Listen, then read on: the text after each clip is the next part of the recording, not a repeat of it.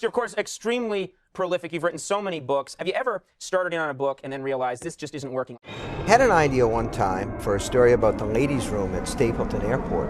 This guy and his wife are on their way to their plane. She goes in and she doesn't come out. They go and get the security people, right? And they go inside and they don't come out. So pretty soon you get the state militia, you get the FBI, you get the governor involved, you get the army, the rest of it. But I could never figure out what the hell was going on in there, so. Hi, welcome back to the I Don't Understand show with me, Sam Fickman. It's so clear! There's so much in life I don't understand, but I'm very thankful to be afforded the opportunity to speak with some people who do. I'm pleased to welcome the Meg Award-winning Gardiner, Edgar author. Oh wait, no, I'm sorry. There's a mistake. There's been a mistake. I mean the Edgar Award-winning author, Meg Gardiner. Meg graduated from Stanford Law, it's hard, and has taught writing at the University of California. Professor Gardiner. Miss Gardiner? Miss Professor? What? Miss How important is spelling when it comes to writing? Meg is known for the best-selling Evan DELANEY series of books, which includes China Lake, Mission Canyon, and Jericho Point. But, much like Earth's very sun, Meg is known for Heat, too. Heat Part 2. Meg co-wrote Heat Part 2 with director Michael Mann. Man, I feel like a Michael. Dun, dun, dun, dun, dun, dun, dun. Moving on, Meg has most recently put out her latest book, Shadowheart, of which the Kirkus review says, move over, Zodiac. Hey, Zodiac? Kirkus said it, not me. The UNSUB Unknown Subject series includes The Dark Corners of the Night and Into the Black Nowhere. Author extraordinaire, Meg Gardiner. Hey. Got it, one ticket sold anyway. Wait. Anything with an airport, Stephen King, Yeah. one of my favorite authors, has been since the moment I picked up The Stand, which is still one of my favorite books. What do you love about Stephen King?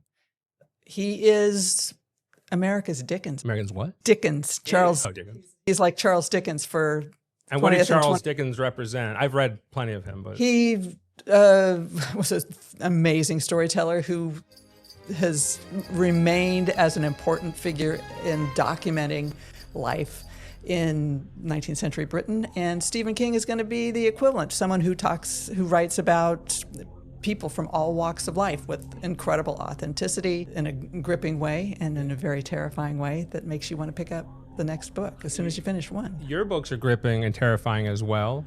Thank you. Mostly mysteries, some horror mystery, detective stuff. I would say not horror, really. I don't. I'm scared. So I love, well, that's a different thing. That's a thrill. Oh, I'm thrilled. I'm thrilled. That's supposed to do what it says in the title, which is thrill you, which is make you, bite your nails, keep turning the page, hold your breath, wonder what's going to happen next. So if it does that, I've done my job. What are some of the genres outside the ones you're known for that you love? I read a lot of science fiction, which is not supposed to take you away. It's not escapist as you think, but it even if it's set in a million years in the future in a galaxy far, far away, it's about us and in exciting and inventive ways. One Gotta Go edition, pen or pencil? Pencil. I've thought about this. You're a pen person. Yes. Pens and pencils are both like tools of my trade that I love to death. I could give you a favorite pencil. You're not anti-pencil. I'm not anti-pencil. Give me a Ticonderoga number 2 and we are rocking and rolling. Number 2 is the main pencil. Yes. If I had to have only one, You have one. Eventually you use them both up, but the pencil is literally gone at that point. The pen, its form remains, and you could use it for a straw. You could use it, say if there was a zombie apocalypse, you could use it for a weapon or as a medical tool. So you got to hang on to the pen. Okay, the pen is a weapon, and also, yeah, okay. Thank you. Dog ear or bookmark? I'm done with this chapter. Going to bed. Dog ear or bookmark? I dog ear. It's more like rugged. Hey, look at this. It's all like, that means I read the book. It means the book has been well loved, well used. Yes. I mean, if it was a first edition Stephen King, then I wouldn't dog ear. Would you like to start a public feud with any author? Because I would certainly love to egg one on. Galsworthy, to let. Book about the late 1800s and the cocaine epidemic of the great families. Oh, is that a pencil you're writing with, Galsworthy? Not going to be very safe during a zombie apocalypse. You're stupid, Galsworthy.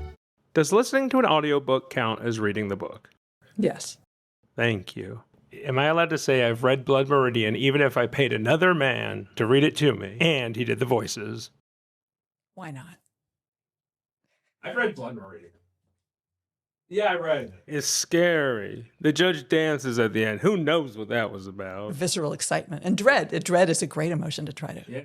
I mean, and I apologize to readers who hear that I love creating dread and fear, and only on the page. I try not to do that in real life. You've been known to put out a book every year, every other year. You're quite prolific. Do you sit down to write every day? Like, how much are you, like 9 to 5? Is there a schedule? Or are you just always coming up with ideas in your head, writing stories everywhere you go? All of the above. All of the above. Yeah. Is it? But you sit down like 9 a.m. to 5 p.m. I write. Yeah, I'm in the extremely fortunate position of having publishing contracts.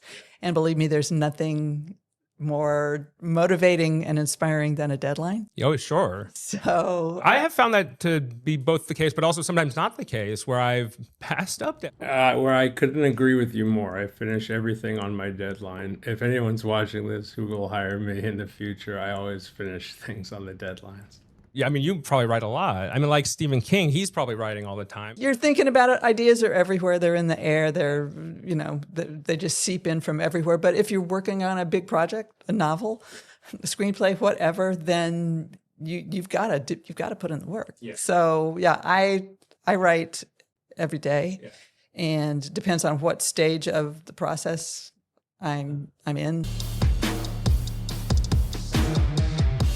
Like brainstorming, research, Yeah. first draft, revising, editing, cleaning it up. The real question is this: was all this legal? Absolutely. If I'm just drafting the novel after I've got the story in my head, I try to do 2,000 words a day. Oh, so that's what I was going to ask. Is it a chapter a day thing? Is it a word count a day thing? But that is your thing. I do the word count a day. I have whatever works. 2,000. Do you ever get to like 1990 words and you just have to keep getting like she walked and walked and walked and walked and walked? There's 2,000. Absolutely, it's like using your Fitbit or your Apple Watch. She walked and walked and walked and walked and walked. I'm like, okay. I guess you had to get to 2,000. And she did it some more. No, your books are incredibly tight. Feels like you're watching a movie, but that's the truth about all your books. I could totally visualize, as an editor, I'm visualizing like the scenes, the cuttings. It's very involved and engrossing, and well, that's just a compliment, really. Well, it is a compliment. That's called editing. Do you text yourself ideas, or do you have your ideas all sprawled around your house, like with red yarn connective, like one of the detectives in your novel trying to solve a case? Of course. Is it the red yarn? Yeah, it is the red. How important is red yarn to solving a case? Sometimes blue yarn works. Blue? They don't represent them in the movies. No, they don't. It's a secret. Okay, so you got the red yarn everywhere. No, I don't.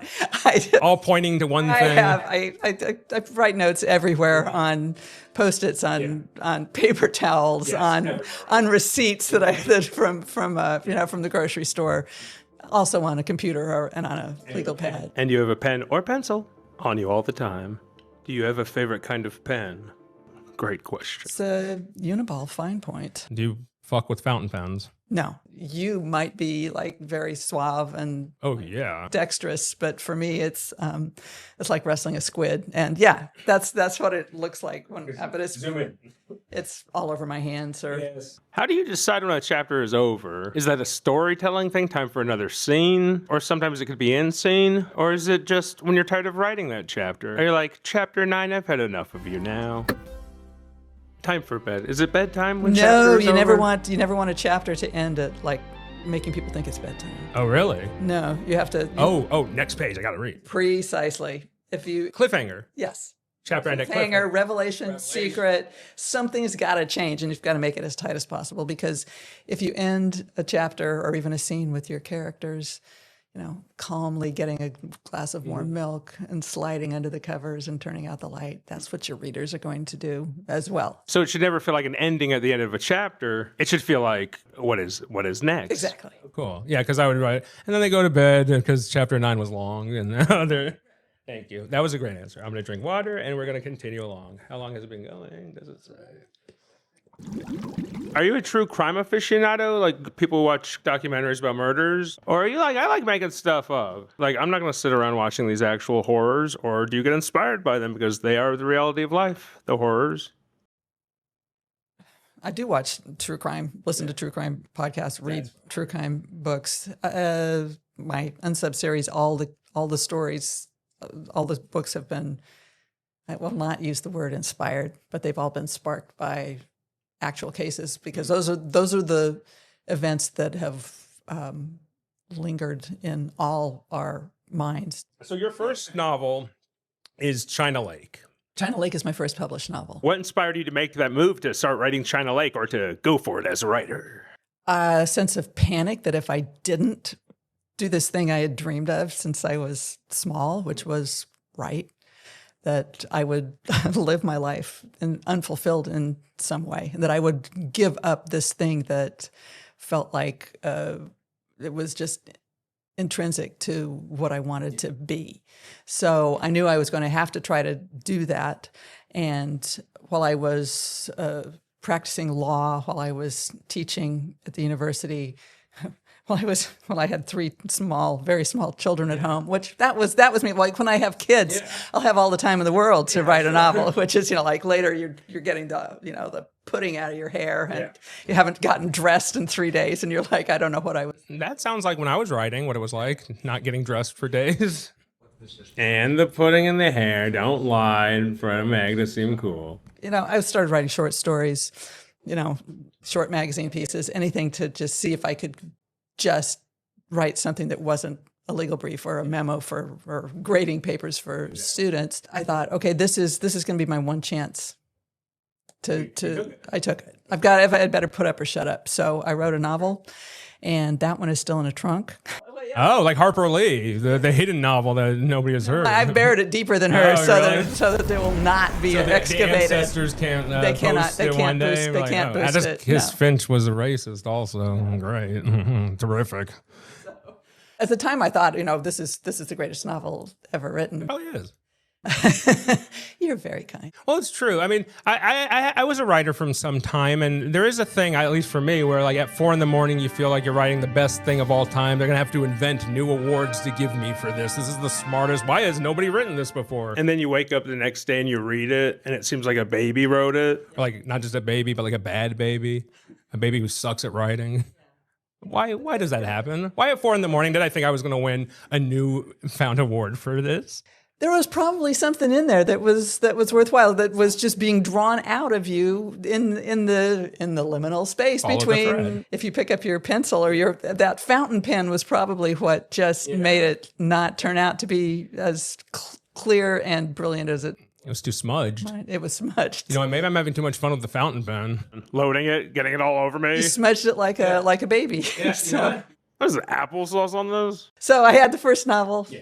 My agent took it out and did not get positive responses, which shocked me, because at the time I thought that was this brilliant, witty. It was like a caper story with, like a sting against the bad guys who had wronged someone, and the good guys were going to get back at him, and it had thousands of characters and just quips flying right, left, and center. And eventually I realized it really didn't have much more than that. Yeah. It needed a really strong story. And I realized that I needed to set the bar much higher than I had previously thought. And I needed to figure out I needed to teach myself how to clear that bar. And then the book I wrote was China Lake. The wind was rattling through the trees, and shadows jousted on his lawn under the sickly yellow glow of a sodium streetlight. There was a much stronger story. There was a stronger mystery. There was a bigger threat to. I mean, in China Lake, the heroine Evan Delaney is trying to keep her 6-year-old nephew from being kidnapped into an apocalyptic cult. Very nasty, twisted. What do you do when you're writing? Do you look around the world and say, I'm going to take some things that are happening in the real world and I'm going to bookify them? Or do you take just the classical archetypes of like books from the past when you're creating your characters, say? Archetype, like Bugs Bunny? Romeo and a Julia, you need 2 or something. Are there rules as a writer that you start a structure with, or do you go, hey, that guy I met the other day, he's a book? Everybody's a book. Everybody's and whether a they're book. all interesting books that or a complete novel, Yeah. you don't know. Yeah, you don't know. But I try to create a character who's a human being. And if you do that and you make them as three-dimensional and full-bodied as possible, then inevitably some kind of echo of an archetype is going to come out, because that's the way we think and react as people. If you try to bookify a person, I don't think that's really smart, not just for legal reasons. Yeah, sure. But I think often His name is Donald Lump. that makes the character too small. You try to keep him to real life, and you've got to let your characters really roam. I had a great time reading the Evan Delaney saga. Oh, thank you. I loved it. It was so entertaining and fun to read. Could you clarify a thing or two for me? Evan's job. Evan's job is a good question. She was a writer sometimes, but she was also a detective cop lawyer. She's never been a cop. She does run fast. She works as a contract lawyer. She was a sci-fi writer in the first book. And she is a journalist, and but that was me kind of like, let me just seed this field with all kinds of ad hoc. Let's say she was the lead of the gig economy. She invented it, the first true millennial. One of the novels, I believe you based the serial killer off of Simon Cowell. Care to confirm or deny this? Deny. Okay, sure. Randy Jackson? Oh, I love this relationship between Evan and her boyfriend, Jesse Blackburn. Good. The dynamic where he's bound to a wheelchair, but also co-star of an action franchise. He was a world-class athlete, seemed to have the world at his feet, and then he was run down in a hit and run. At the time I was thinking, there's so many books, TVs, especially action movies, where, someone gets hit by a car. They get thrown off the roof of the Texas State Capitol and they just kind of bounce. And I thought, that's not what happens. Yeah. And you live long enough, people who've had tragedies in their lives, and violence hurts. Violence lingers physically, mentally, spiritually. And so I wanted the story to be about people who had gone through such violence and had it stay in their lives in a way that could not just be brushed aside. That it wasn't the end of his life. Right. Life goes on. And it was good because he meets Evan Delaney. Exactly. He can meet Evan Delaney. And she's not a cop. She is she's great. She's a lot. We love her. It also adds to suspense, of course, because of this is situations where he's got, in an action film, you don't often see somebody who's bound to a wheelchair. And I thought, what a great thing, because you don't see this too often. And Avatar, Jake Sully was in a wheelchair. Are you working on the new Avatars? I'm not. Okay, we'll get into your film business. What are you doing? Your characters are often tormented by an unsolved mystery or a case. Is there any unsolved mystery or case that you're tormented by? That we could maybe solve here right now. This is the Zodiac speaking. You did mention Zodiac. Oh, yeah? Yeah. Is there something I can call you that's a little less ominous? You want to solve that one? Sam. That one is one every couple years they tell us who the Zodiac was, and then it's like, maybe it wasn't him. Maybe it was. Did they? So I don't know. I think it was that guy from the movie. I'm not the Zodiac. Yeah, Fargo's husband. Oh, yeah? I think it was Fargo's husband. Fargo's husband. That's Fargo was coming home to bed with the Zodiac killer. Marge so we Gunderson. don't know. We don't know. So that That's one does drive me crazy. unsolved. Well, your recent Zodiac series, is an unsub. So Zodiac is an unsub. Yes. Unknown subject. Yeah. Ted Cruz, come in. So Zodiac is the lingering thread. Yeah. Mm-hmm. Yeah. So if anyone knows who Zodiac Killer is, please let us know so we could put that to bed. We on this podcast actually we disclosed, or Evan Mintz from the Houston Chronicle, he did the official announcement of who Jack the Ripper was. What is the Houston Chronicle's official opinion on who Jack the Ripper was? And he told us it was nobody. Didn't exist. So it was a little anticlimactic. Really? And I disagreed with him. I disagreed with the official stance of my own podcast. I think it was somebody. It was multiple people who killed multiple women. He said it was like a bunch of people. And just the narrative was strung out of that. I think it was just one guy who was like a doctor at the time. Anyway, but the official stance of our podcast, Jack the Ripper was nobody, I guess. What am I doing? I'm talking to an empty telephone. I don't understand.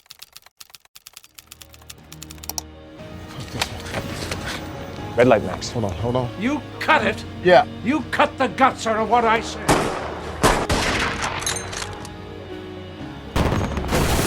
Who told you your incompetent little fingers had the requisite skills to edit me? It's enough to make the Pope weep. It keeps me sharp, on the edge, where I gotta be. Mike. Mike? Mike! Try Mr. Wallace. Filmmaker Michael Mann has been telling stories of Detective Vincent Hanna and Master Thief Neil McCauley in some way or another for 50 years. In the 80s, TV movie LA Takedown. In the 90s, Heat. Heat 2 is a very rare thing. This is a book. It is a sequel to a movie. Now, Meg, how does such a thing happen?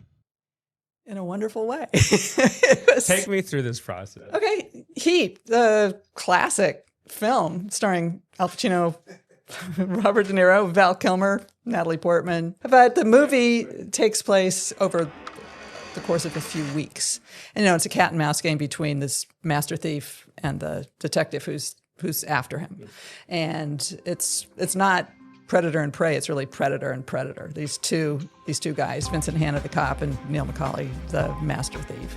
And when we're with Hanna, we want him and his team to take down this high, high stakes, high line robbery crew, which is pretty violent, and they'll pretty much do anything to take down the score. When we're with McCauley and his crew, we want them to get away with this big heist that they're pulling off, like we always want to do in a caper movie or a story, because we know them, we see their wants, their lives, and we want to see them succeed at this and then scatter to the winds and do something different with their lives, possibly, we're hoping. But it doesn't work out that way. And of course, McCauley and Hanna meet, and instead of having a gunfight, Hanna says, let's have coffee. And they develop a wary rapport. They're the only two people who really understand the lives that they're living, but they know that if they come up against each other again, either one of them will take the other out without blinking. Yeah. And so we're waiting for this confrontation, which, does happen at the end of the movie. And Michael had thought for 20 years about expanding that story. He knew what happened. He knew where these characters had come from. He had written character biographies for all the major characters. So he'd been sitting with these ideas for years and years, right? And finally, and he had given them to the actors, so that the characters' histories would be able to inform their performances. Was during Heat. This was pre-Heat. Yes, the character biographies were written for Heat. Gotcha. But just for the actors. Okay, so this is what we're expanding on. So then he gave those to me, so I would know where the characters had come from, so we could see where they had been. And then he wanted to do it as a prequel and a sequel. So with all the characters pre-Heat, and the survivors of the movie, of the events, of all the shootings in the for the sequel section. So it goes back and forth in time. Yes. Michael knows exactly what he wants. You feel this confidence. And action! He likes that relationship between this good guy and this bad guy. He likes you to think, maybe the good guy is really not the good guy after all, and the bad guy is not so bad. So it goes back and forth in time. Yes. I love that about it also. It's a time. I love things that do that because you get to see how people were through years, right? Yes. Yes. Very comparable to like The Godfather Part 2, where you're seeing these two stories coincide and how they both affect each other and how like one resolves the other. And the yin and yang. Well, that's the brilliance of his script for Heat. He wrote the script for Heat, and he just went soul deep into all of the characters, so what drives them. I mean, Hanna, the cop, he's a hunter. Mm-hmm. That's what gets him up in the morning. That's archetype. Is that an archetype? I guess it could be. You're professors. Am I right? And McCauley is a hunter in a way as well, because this is how he makes his living. Yes. Yeah. But that's the ride. That's the elevated experience for him as well, is succeeding. Yeah. What a rich field to you have like but when you get that call though, like we're going into Heat 2, do you get nervous to continue? Of course you do. I mean, yeah, what's it excitement versus nervous on that? Because it's like we're making The Godfather Part 4 and you're helping. It's like, okay. Well, excitement went out, but Michael Mann is an icon. He's a legend. He's someone I had admired incredibly for all his work. So being asked to work with him on creating something new for characters that he has been living with for so long and that are so important to him and to the public, that's a big responsibility. What was that process like writing with him? As he's a director. He is a director, but I mean he's he's got a degree in English. Did he try and start each chapter with the word action? No, of course not. And you had to sit him down. It's and say, work out the Michael, story, work out the characters. in person, y'all, or like over the phone. Y'all are calling each other. We all were the calling time? each other. I went out to LA and we sat across the desk. At that point, we'd had a rough draft of the story, so we like literally just wrestled that thing. So he had ideas for all the major sections of the story, and then we worked out. We talked and wrote an outline and worked it through, and then I said, I need to know if you're going to like my writing. Are we going to be able to work together? So I wrote the first few chapters and then sent it to him, hoping that he would say, okay, that's good. So he did. So we went forward from there. And, I wrote that, and I wrote much of the first draft, but from all the work we had done. And at that point, we started just working together. How long does that take? I wrote this whole draft.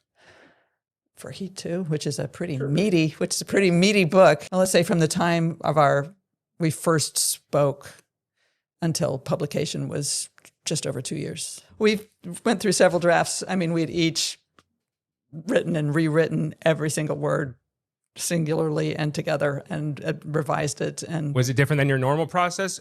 It showed me the benefits of collaboration, which is that once you realize you can really trust your writing partner, that you're very much more open to suggestion and to their any kind of editorial notes they give you. Sure. Especially if your writing partners like Michael Mann, can you clarify this and let's change up this action scene. Okay. Mr. Mann. I made The Last of the Mohicans. When you're writing like for the Vincent Hanna, are you writing like with Al Pacino's voice in mind? Are you like, hoo-ha?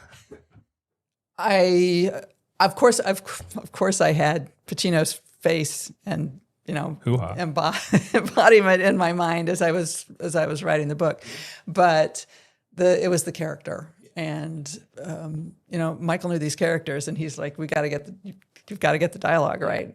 So it's not so important to make it sound like Al Pacino. No, this is who Hanna is. He's sarcastic. He's voluble. This is how he behaves. He when he goes off, he's not just losing it. He's usually doing that to a suspect or a confidential informant that he is trying to throw off their game by being nuts, seemingly. I'm Donald Duck. Do you have a favorite Michael Mann movie? Other than Heat? Other than Heat now. My favorite is Ferrari, I think. I love Ferrari. It was so good. I didn't know what was going to happen in the whole movie. They're like, we're going to the Mille Miglia.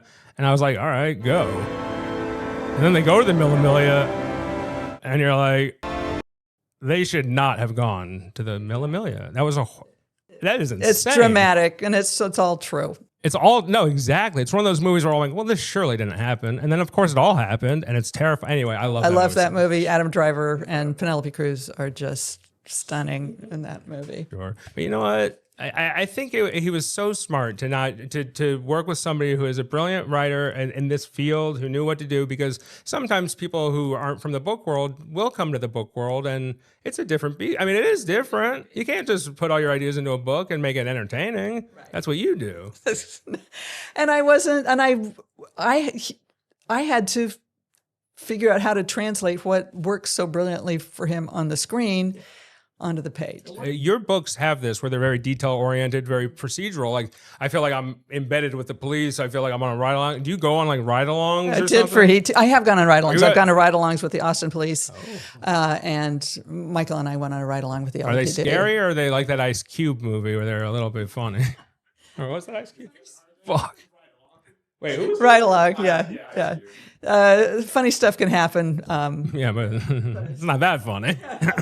It's not that silly. MegGardiner.com to purchase books such as the UNSUB series, the Evan Delaney series, the Joe BECKETT series, and Heat 2. All sorts of books. Amazing books from the amazing writer Meg Gardiner. Oh my God, thank you so much for doing this. Thank you for your insight. And thank you for being an amazing writer.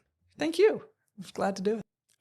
This is now officially the end of the show. I don't ever know how to end it, so it fizzles out like this where I just thank you a bunch. Oh, actually, we have gifts for you. Oh, this is how it ends.